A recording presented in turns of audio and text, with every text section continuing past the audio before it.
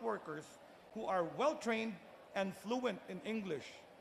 Today, the Philippines has 408 nursing higher education institutions, 326 of which are managed by the private sector, and 82 are established by state and local universities and the government.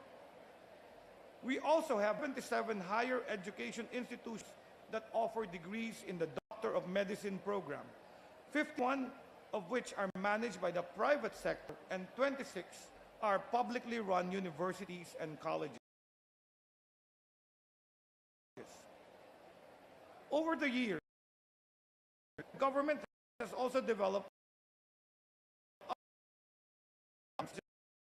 in science education program, retraining programs, most prominent in the retraining of doctors and nurses, and lastly, creating a national health workforce support system to address local health workforce, the demand and distribution issues, under which we had the Doctor to the Barrios program, the Human Resources for Health Deployment programs, and the Specialist for the County program. These programs are designed to actively deploy health professionals in underserved areas of the national government to support the efforts of local governments. The Philippines may have come a long way in managing migration of health workers. Till today, we are still burdened by the effects of these migration patterns. As balance has to be made that our respective health systems remain robust and competent, while at the same time address the workforce needs of a global community. Guided by the health sector's medium sector agenda, our strategy, the 2024 to 2028, we developed an 8-point action agenda. The Philippine Department of Health is currently implementing the National Human Resources for Health Master Plan 2020 to 2030, a framework to ensure that we achieve the balance we aim for. The plan has the following key result areas. First, health education regulations in sustainable production through health education strengthening and competency-based recruitment. Specifically, we are working on reorientation of the health curriculum towards primary health care, producing primary care-ready professionals. Human resources for health welfare, protection, and career development. We are reviewing and ensuring equitable workforce distribution, promoting decent work policies, and updating laws on compensation and working environments. Human resources for health migration. We are now managing migration through sound bilateral agreements, similar to what we will sign tomorrow with the Minister of Health and Wellness in Jamaica. Actively marketing health workforce as a human capital globally and leading the global discussions on health workforce and the reintegration of returning healthcare workers. Institutionalization and strengthening of the Human Resources for Health Network. A Human Resources for Health Master Plan institutionalization and localization across our country, especially by local government units, and improving data governance and information management. To the young people here today,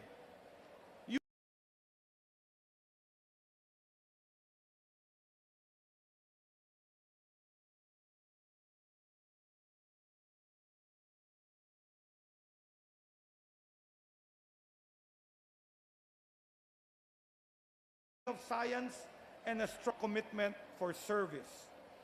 But beyond the science and the skills, what truly sets the health profession apart is the profound impact it has on people's lives.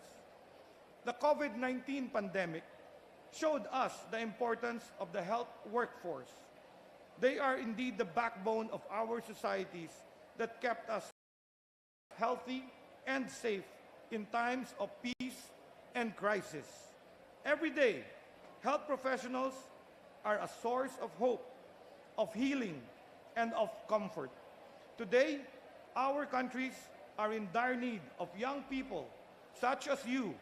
As I look at all of you today, I am filled with hope. I know that the future and health of the next generations are secured under your care.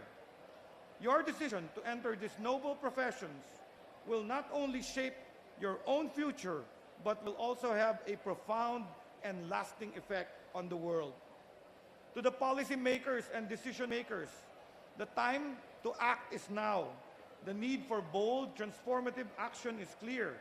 It is imperative that we invest in development, well-being, and sustainability of health workforce to ensure the delivery of individual, no matter where they live, the access to quality health care. The health workforce is not just a statistic or a number. It is the heart of our health systems. The future of global health and our respective health systems depend on how we treat and invest in those who care for us. As policymakers and decision makers, you have the power to shape this future. To Jamaica, a new day dawns as our two nations forge vital partnerships to address the challenges of the global health workforce. And with it comes the promise of a new era of South-South collaboration for health that I hope will translate into relevant actions and change the landscape of the health sector in the next decades to come. This partnership represents an opportunity for us to turn shared challenges into collective action. Together, we can explore innovative and collaborative strategies to strengthen health workforce capacity, exchange knowledge and technical expertise on human capital development and system strengthening, and promote decent work for health workers between our countries. This can serve as the foundation of our pursuit of universal health coverage and sustainable development. To end, in the Philippines, we hold steadfast to the guiding principle, sa bagong Pilipinas, bawat buhay mahalaga, or in English, in the new Philippines, every life is precious. This conviction drives our commitment to safeguarding the welfare and recognizing the contributions of Filipino health workers worldwide. Today, as we forge this partnership with you, we extend this call for unity and collective action. May this collaboration bring us closer to a world where the global health system is sufficiently fueled by an efficient, compassionate, and competent workforce. I thank you, and mabuhay, everyone.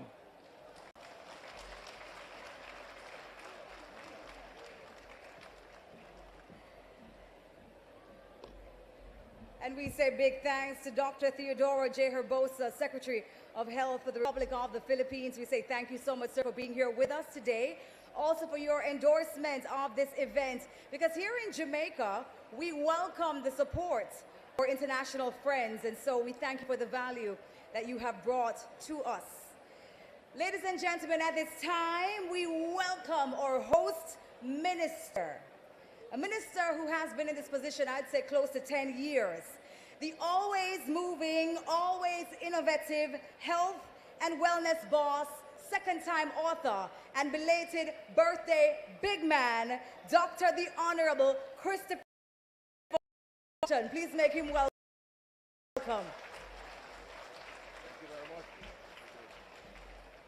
Madam Chair, and really happy to see all of you here. I note that it is standing room at this point, and I know also that we have so much in store during the course of the day and that you're excited. So I will be brief because the Honorable Prime Minister is the one who will declare the Expo.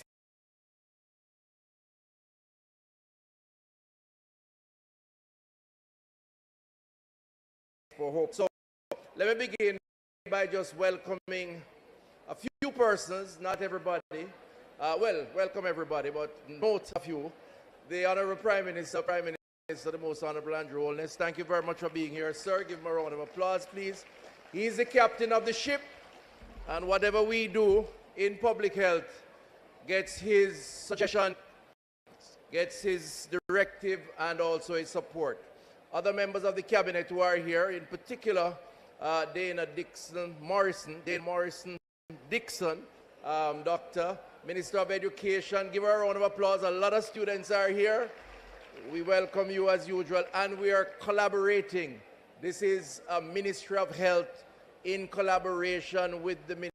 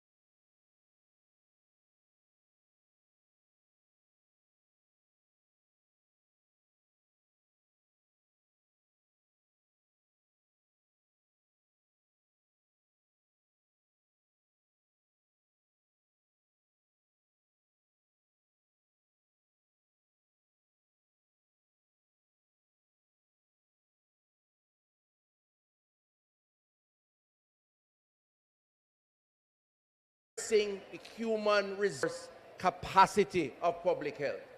We are here for the first time in this Job Expo and Career Fair in public health to encourage the population, the young people who are leaving the high school system, others who are looking a career path in health, by showcasing the 20+ positions in public health.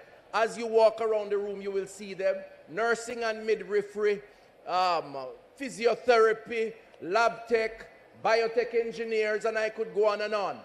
Putting those booths on display, having them manned with persons who know what these things involve, and providing information to encourage Jamaicans to pursue a career in public health, because there can be a future in public health as part of filling the post that we have created. Well, you understand the vision. So this is not a PR event. It is not because we have nothing else to do. It is not that we are trying to reach out of the air for something that might look good and sound good. It is part of a holistic plan. And those who don't know, I encourage them to come on down over the next 2 days to see what we are trying to do. At the end of this event, we hope that more people will decide to pursue a career in public health. And guess what? We have thought about the funding, because the Barry Wint Scholarship is intended to finance 2.5 billion over 5 years. Last year we gave 600 people. This year we will continue for the next 4 years. And of course, have those persons come back to work in public health. They have vision. The difference now is that this government is executing the vision and putting the resources that have long been not present in public health to build out and to improve the system. The presence of the Philippines is, the Filipino minister is part of the strategic alliance of that capacity building. We have a booth around in the hall here for Cuba. I believe we may have one for India and Nigeria. Part of the future of healthcare is collaboration. And we're sending that message that we can't do it alone. COVID has taught us that. We have to work together. And so where we can collaborate by doing joint training, we're going to be doing that. And that's the basis on which the MOU with the Philippines will be signed. And that's the basis on which we collaborate with other countries. We have to find new and creative and innovative ways to do this. And that's what we're doing. I close by saying, we know that all is not perfect, or indeed perfection is something we work towards but perhaps may never attain. But we are convinced that we're on the right path. I am convinced that we're on the right path. Indeed, we are better off today than we were 8 years ago, and I make no apologies for that. But we have to do more to continue to improve.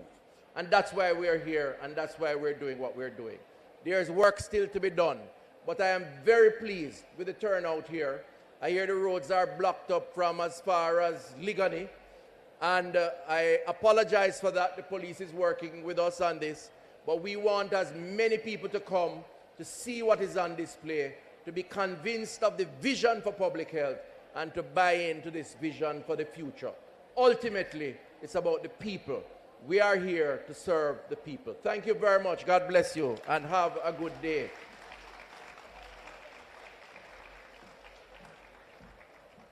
Ladies and gentlemen, can we put our hands together again for Dr. the Honorable Christopher Tufton, our Minister of Health and Wellness. It's so great to hear that this is the first of many such career expos to come from the ministry. And also the importance of engaging our young people, because they do have a lot of beneficial knowledge to add to the continued transformation. And of course, while there are challenges, we push forward, and we cannot ignore the growth of the sector. So can we put our hands together, please, for the Ministry of Health and Wellness and our Minister for a job well done. Ladies and gentlemen, as we move on, this event would not be possible and we would not have a little bit of entertainment to it, right? As you know, Jamaica is full of talent and our people continue to make their mark locally and internationally. Now, I know you may know her because she is the reigning JCDC Popular Song winner, multi-award winning songbird. Hold on to your seats or stand firm in where you're standing right now because you're about to be blown away. Please welcome Miss Camelia Candy Isaacs.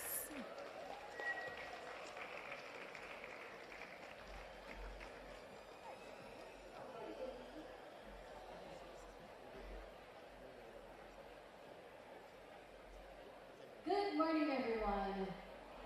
It's really great to be here. Mr. Prime Minister, it's really great to see you. Minister Doctor, to you as well. Great to see you. And all the other ministers. Mrs. Dana Morrison, I like your vibe. I love it. It's really great to see your lovely faces today. And I don't know about you, but I'm feeling good. Are you feeling good? All right. Take it from the top, Mr. Sandman, with some more volume, please. From the top, from the top.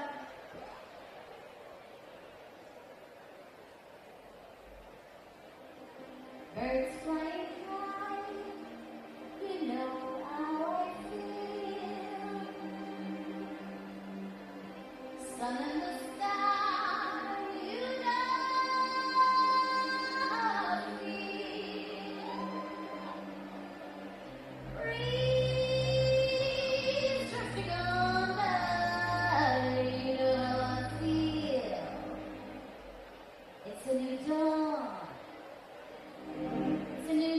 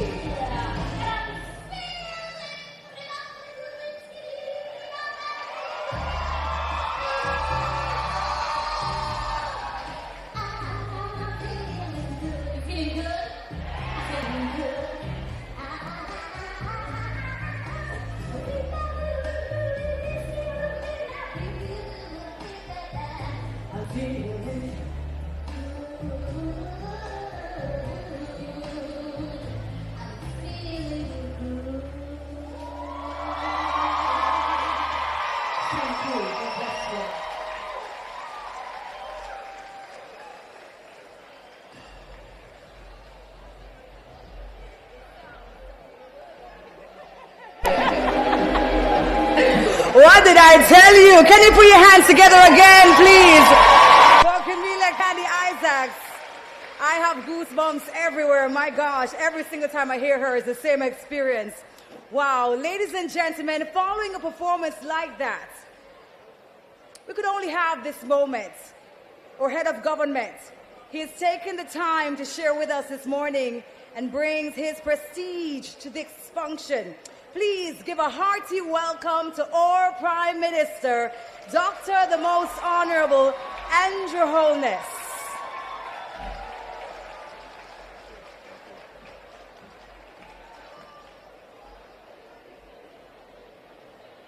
You know, there's just a few things in life that I regret not being able to do. And one of them is to sing. It doesn't prevent me from trying, but I'll spare you today. Just to say, I feel good. And Camila, I've known her for many years. She is a wonderful person. And she means it when she says, I see you. Because her vision doesn't depend on sight. It's the feeling. It's the emotion. And so, in her way, she is visualizing us. And Camila, it's great seeing you. May God continue to bless you with that powerful voice, that you continue to inspire and lift people with your message in music.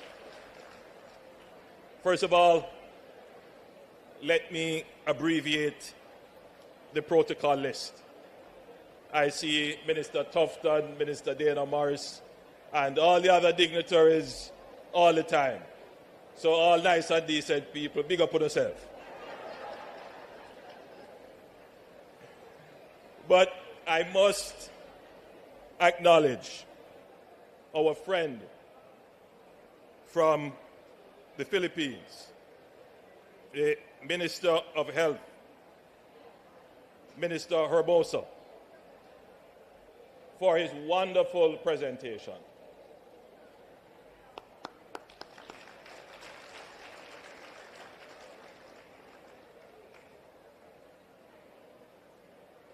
On my way here, I noticed that there was significant traffic. Now, when I'm driving on the roads, I do encounter delays, but I do have a particular advantage where the outriders help to clear the road. It is something that if I didn't have to, I wouldn't do it. But it is a part of the security arrangement. And as I was coming in, Principal, I reflected that I made this trek to the University of the West Indies for many years. In fact, I was a student here maybe 30 years ago. Yes, in fact, 30 years ago. And the roads have not changed. It's the same width. The only change that has been made maybe 15 years ago would have been the new gate at the main entrance. And I happen to know that it is under serious consideration.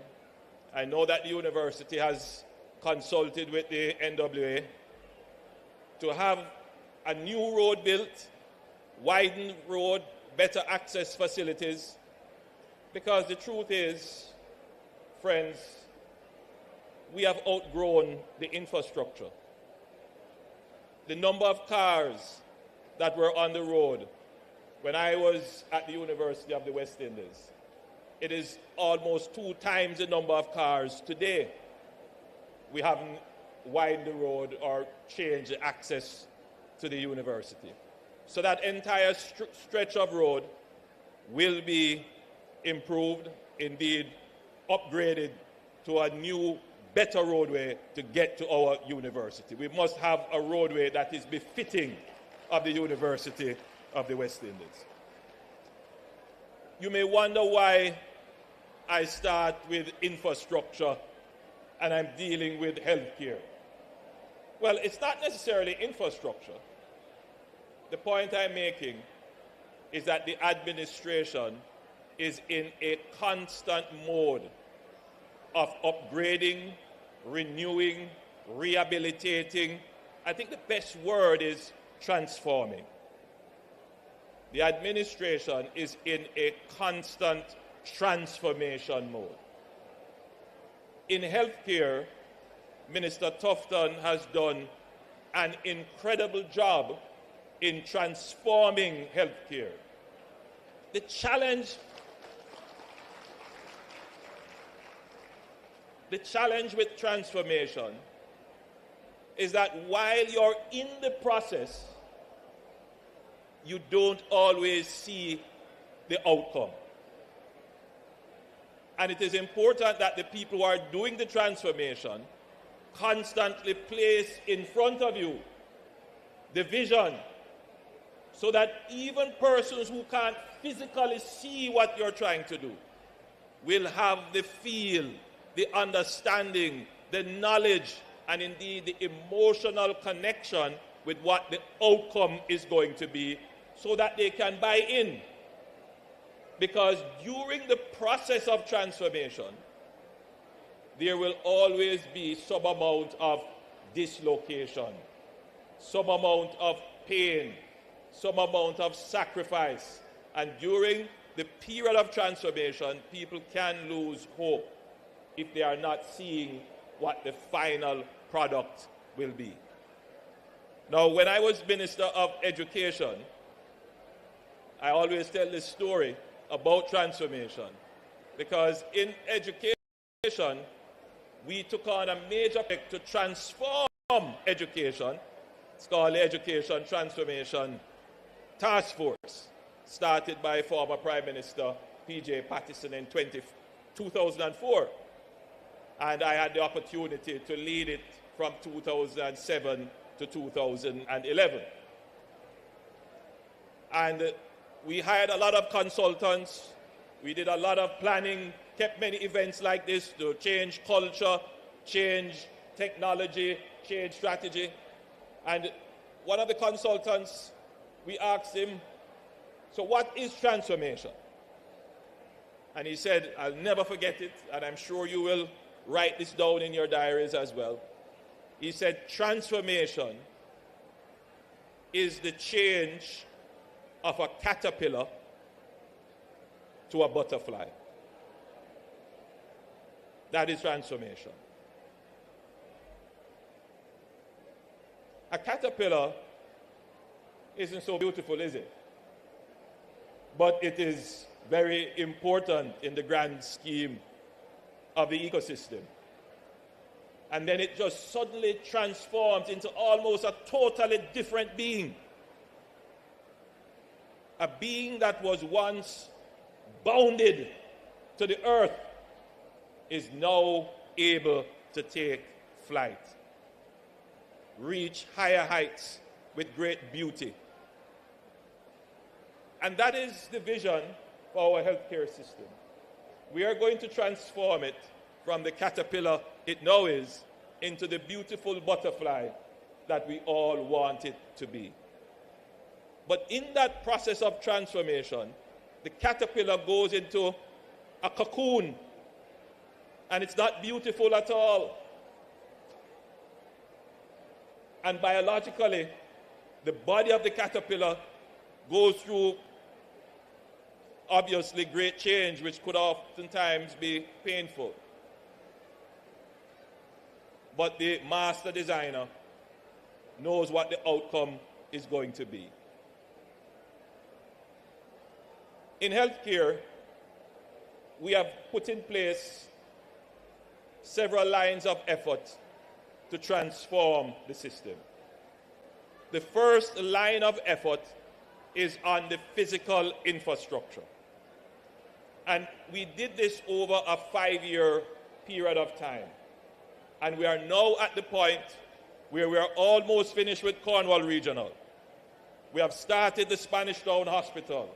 We have started works here at the University Hospital of the West Indies. And we have several type 5 clinics that are being developed right across the country, increasing the physical capacity of our health system. Until those come to fruition, many persons are still going to be saying we have an access issue. We don't have enough space. But these are being built. They will come to fruition. You will see a massive improvement in the ability of the health facilities to host patients. Then we embarked on a program to improve facilities, meaning equipment, beds, and technology. Minister Tufton pointed out that we have a new program in which we are bringing in private sector to help us to get modern equipment into the health system through PPPs, that is public-private partnerships. That we have introduced new technology for the digitization of our records, our health records, which helps with the efficiency and better patient management. The third line of effort is what we are here celebrating and launching today. You would have seen the first in that line of effort a few months ago when we launched, Minister Tufton, the scholarship program, the Barry Wint Scholarship Program. We recognize that the health system, we can improve the infrastructure, we can improve the facilities, but to get the care in health, we have to build the human capacity. And that is what today is about in the transformation exercise. It's about now building the human capacity to allow us to actually deliver here. Clearly, if you have a brand new hospital that has more bed space, the care would improve. Your waiting time would reduce, especially if you improve facilities. But the real care that I hear people are complaining about as a pain point in this transformation process is that somehow they feel that the health professionals don't care emotionally, empathetically about their patients. I disagree with that point. I understand the emotion, I understand the feelings, especially when cases are brought to the public domain where, there are a few of them which have been very, for me, very emotional, heart-tugging cases where patients have said they have not received the care. Their loved ones have lost lives. I understand that. But we must be careful that we don't allow these exceptional cases to unfairly color, devalue, and demotivate the hard work and sacrifice of our healthcare professionals.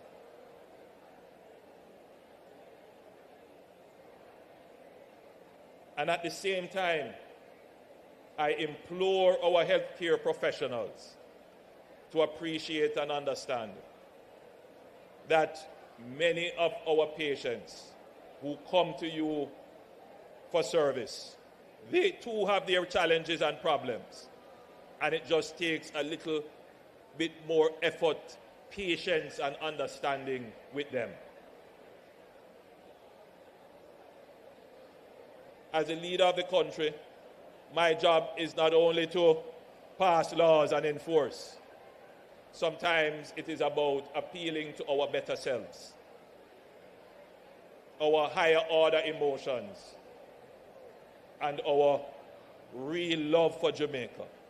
That if we all give a little more, a little bit more understanding, the pain point in health, the pressure in health can be reduced. So at this gathering, having persons who are interested in healthcare and persons who are working in healthcare, I make the appeal. I make the solemn and sincere appeal. Let us all give more care in healthcare. But from a practical standpoint, from a policy standpoint, my role, effected through the minister, is to provide the professionals in healthcare the tools and the conditions to actually deliver the care. And so today is another step in the ability of the government to deliver care. We offered scholarships to train the next generation of healthcare workers through the Barrywin scholarships.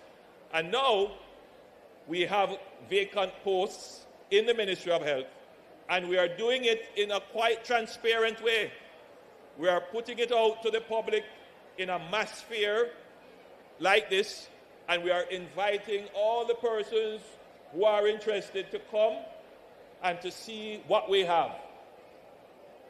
You may like something, and you come with that in mind, and you go to another booth, and you see something else, and you say, this is what I want to do, and you shift. But we want to engage people who are genuinely interested in healthcare to come and see what we have, so that we can actually bring the people who like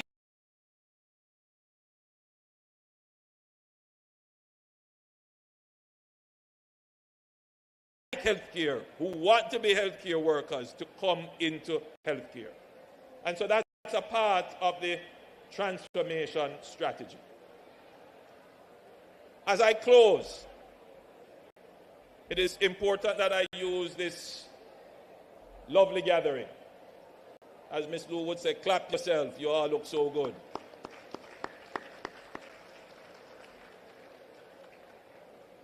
To point out that the world as we know it is changing. The old positions and beliefs that we had, and the perspectives that we had, that somehow there is a big brother or a big sister that will give us a blight in the world, that will look out for us. Those days are gone. And I've always maintained that Jamaica must stand on its own 2 feet. That is what independence means. That is what it means to be a republic. That is what it means to be economically independent. And all that we have done as a government is to put ourselves in a position to be able to withstand the shocks that will happen in a new global order. And these shocks have already begun. And we are going to experience some shocks, not only from inflation, not only from climate change events, but we are going to experience shocks as it relates to migration. And we have to be prepared for that. We are not going to be on our knees, groveling, fearful of what is the future. No. What we do is plan transformational actions like this. I want to point out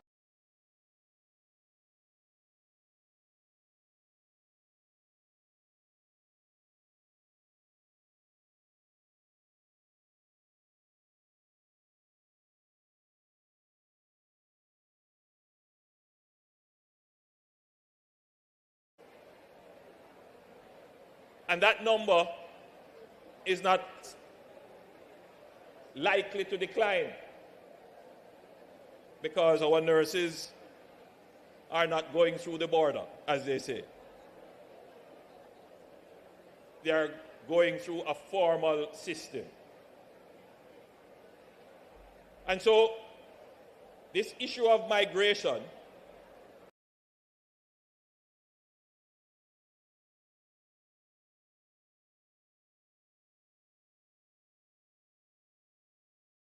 has an impact on our ability to grow.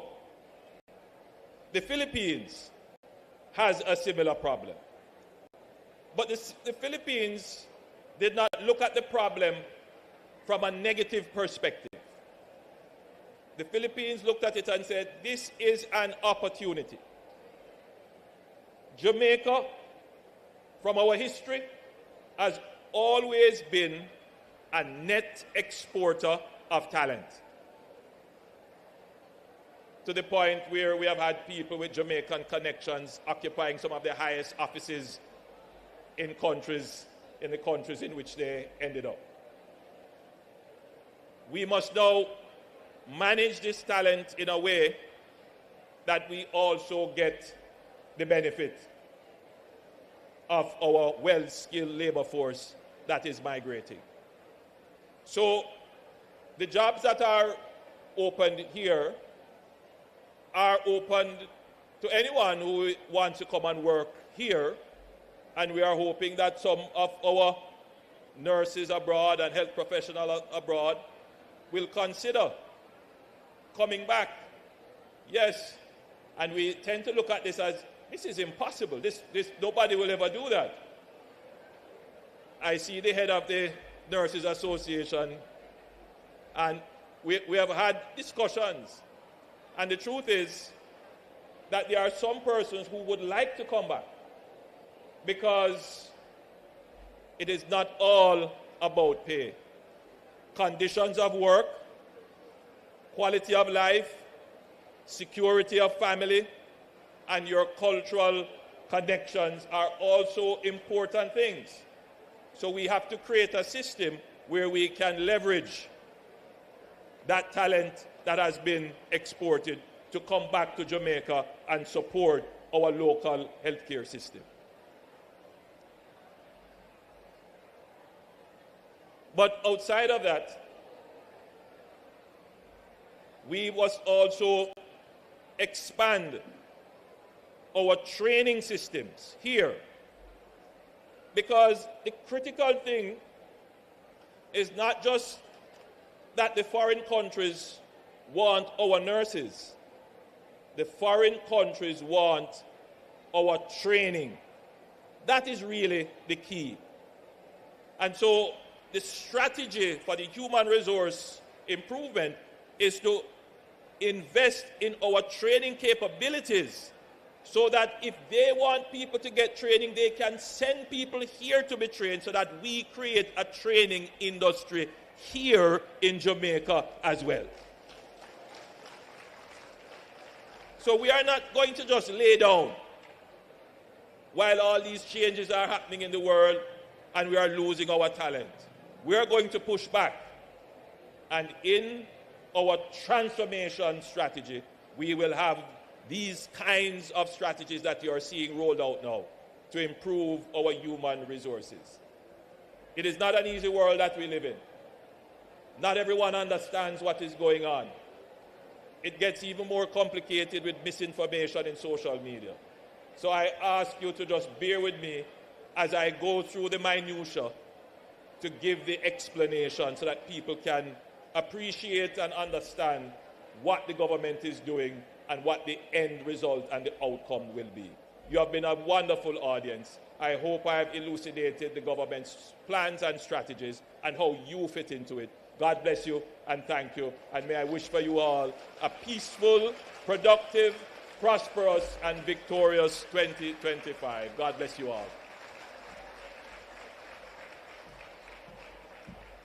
And we say big thanks to the Most Honorable Andrew Holness, our Prime Minister, for his main address. Thank you so much, sir.